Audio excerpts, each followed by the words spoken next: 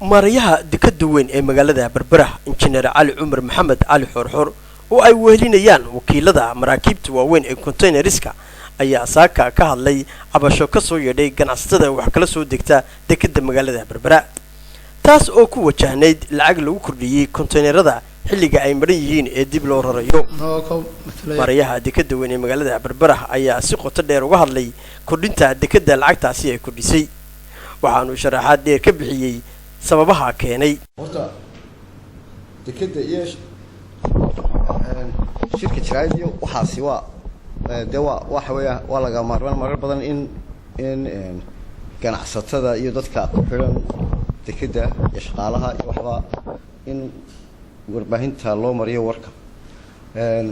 maalintii waxa ku maqnaa Dubai waxaan u tagay shaqo lixan ku maqnaa shaqadaasina waxay ahayd qalab dekada uu leeyahay oo qalabka qaarna waa kuwa waaweyn ee LC-ga laga furo qaarna waa inta adeega caadiga inaan ka soo iibiyo Dubai oo aan ka soo la soo eego qolada hawsha gacanta ku haysa marka waan tagay waan soo noqday intii aan maqnaa waxa dhacday Cabdiraxmaan warqadii keen warqadan ma waxaan qoray bisha August afritokeedii waxaanu niri waxaan ku qoray charges containerada marana macnaheedu waxa weeyaan containerada maran markaan la containerada maran dekadu gabigeeda waxa ku shaqeysaa anagu cashuur ma qaadno hay'adaha cashuura ma nihin waxaanu ku shaqeynaa shaqo wixii muddo kale aanu qabanno ayaan mushqaayad yar ka qaadnaa laakiin mushqaayadahaasi kulba waxay ku xiran yihiin si ay suurtagal u tahay iyo dekedeena waa ogtiino wadankeenu dee waa aad buu fiican yahay marka meel fiican buu marayaa laakiin duruufo hore oo soo waxa ka mid ah duruufii burcadbadeed markii ay ka bilaabantay geeska Afrika waxay ahayd 2007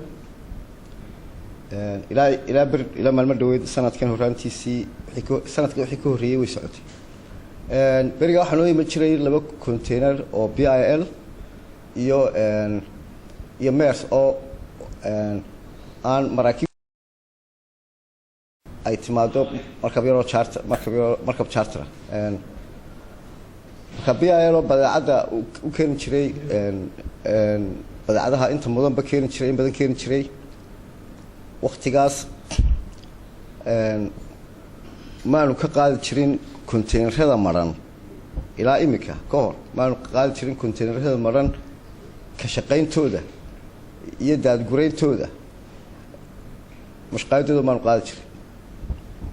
waayo traffic ayaa waxay ahayd wax aad iyo aad u kooban markii barcadada timina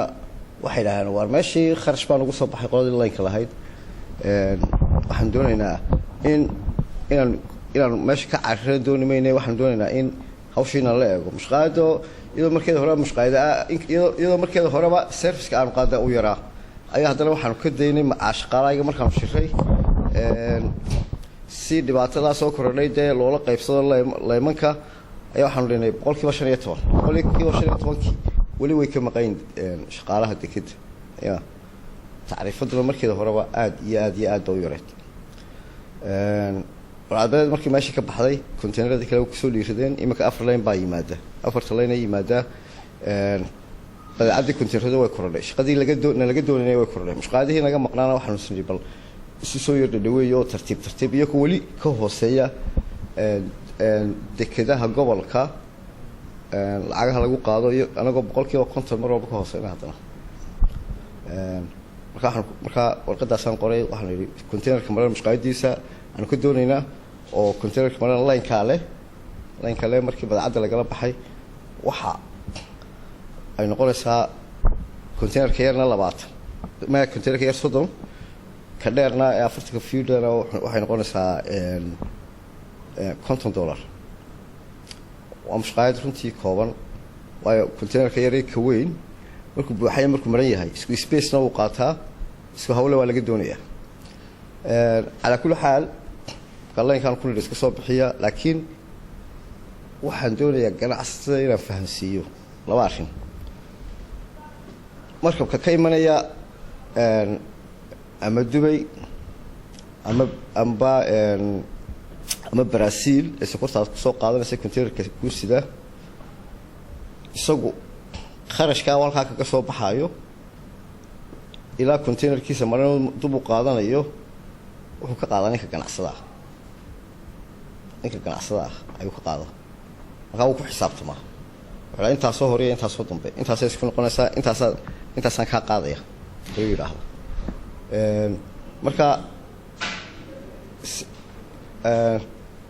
markii hawshu bilaabantay anigu Dubai waan ku maqnaa hadal far badan baa ka yimi lacagtana waxay ku qoran tahay line-ka ama agent-ka ama waxay ku qoran tahay maraakiibta containerada iska leh anagu anagu bixinayna laymakuna waxay yiraahdeen war anaka kirada markii horeba aanu dekada berbera ku keenay containerku waanu jabinayo 1800 waxba adu imika wax fara badan ma ka dhino tartaba meesha soo galay marka isbiximaysa qolada containerada qolada badeecada leh laga qaado macnaheedu waxa weeye ninka badeecada leh iyo qolada containerka iska leh iyo markabkaba waxay ku wada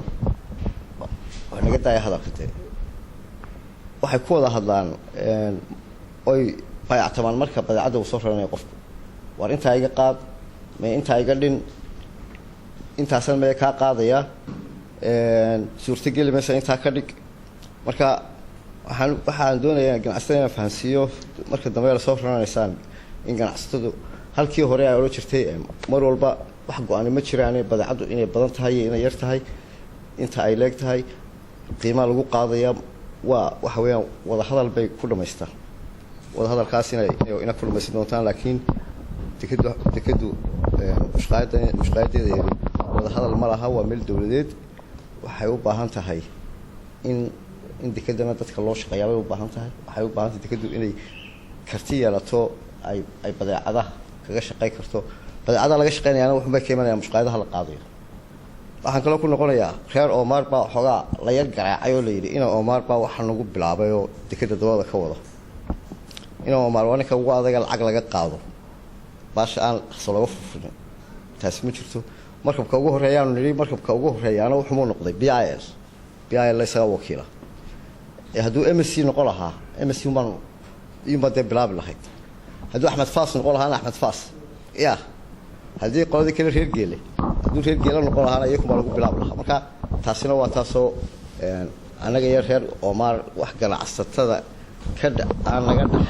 ka dhaxayn ganacsadana aan naga dhaxayn nagama dhaxayaan oo dekada berbera waa loo siman yahay waa meel la wada leeyahay waa meesha laga taajiro marka haddii dhalinyarada waliba marka ay ganacsiga bilaabayaan qoladan tahriibaysa waxaan leeyahay war soo eego badeecada adiibiso containerku wax qaaliya ma aha dekada berbera soo maray taajir baad noqonaysaa dhowr sanadood ka bacdi taasina waa taa waxaan kaloo doonayaa in aan halkan ka sheego waxaan ku jiraa waqtiga carafada waqtiga ciidaha inay soo galaya rabadaantii bardhawada xagaagina waan kii soo maray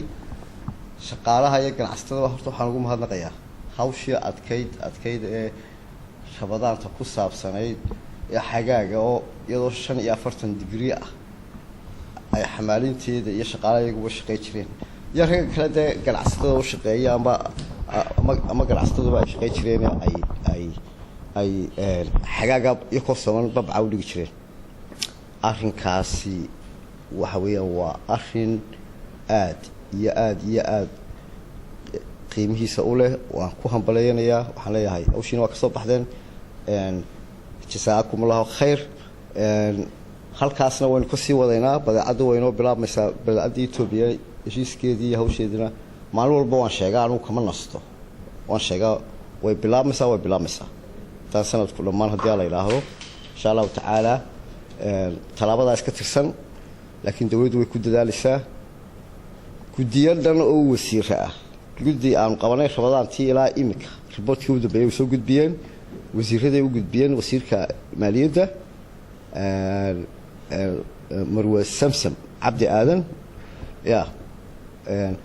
iyo sacad cali shire wasiirka ganacsiga wasiirka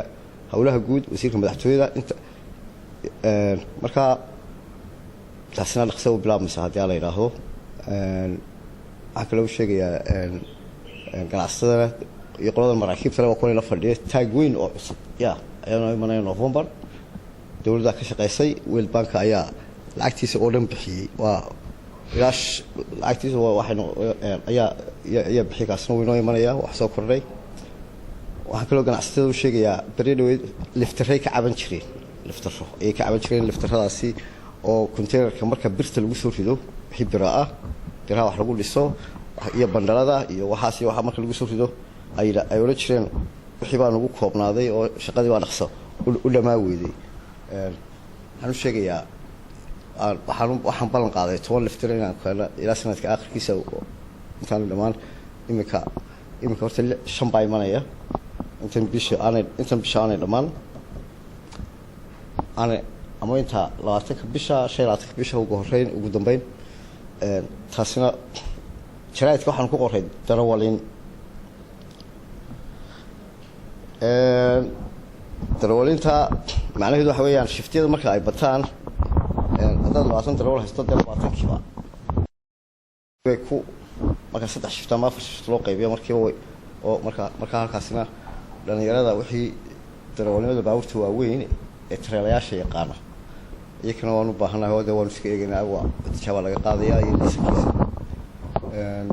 waxaan kaloo sheegayaa ninkii maalintii laga xidhignay meesha qaybtii dambe